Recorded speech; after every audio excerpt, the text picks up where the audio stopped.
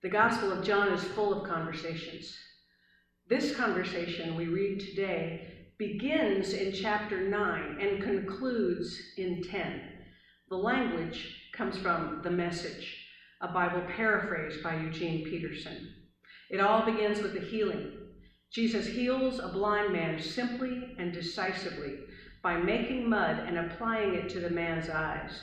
This miraculous healing is followed by many conversations, something like an interrogation, where some of the Pharisees, who were the guys in power in the Jewish community, are so annoyed by Jesus' healing of the blind man that they talk to neighbors and the man's parents, all the while trying to prove that Jesus did something wrong.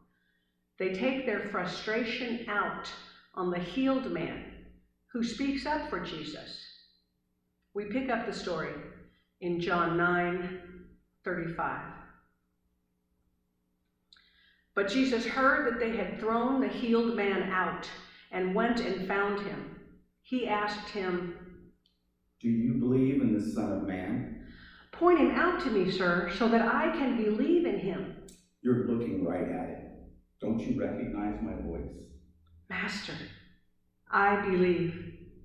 "I came into the world to bring everything into the light of day, making all the distinctions clear, so that those who have never seen will see, and those who have made great pretense of seeing will be exposed as blind."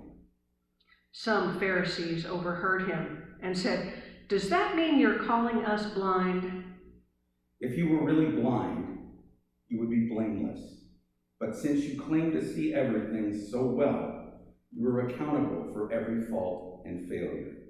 Let me set before you this as plainly as I can. If a person climbs over or through the fence of a sheep pen instead of going through the gate, you know he's up to no good, a sheep rustler. The shepherd walks right up to the gate. The gatekeeper opens the gate to him, and the sheep recognize his voice. He calls his own sheep by name and leads them out.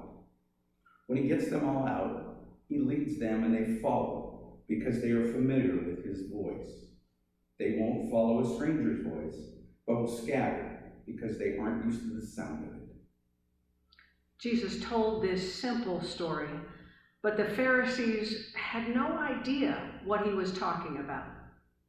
"I'll be explicit then. I am the gate for the sheep. All those others are up to no good. Sheep stealers, every one of them. But the sheep didn't listen to them. I am the gate.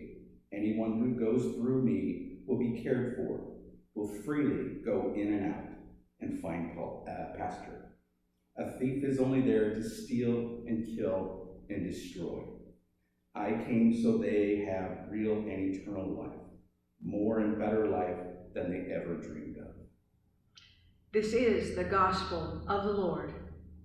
Praise be to you, O Christ.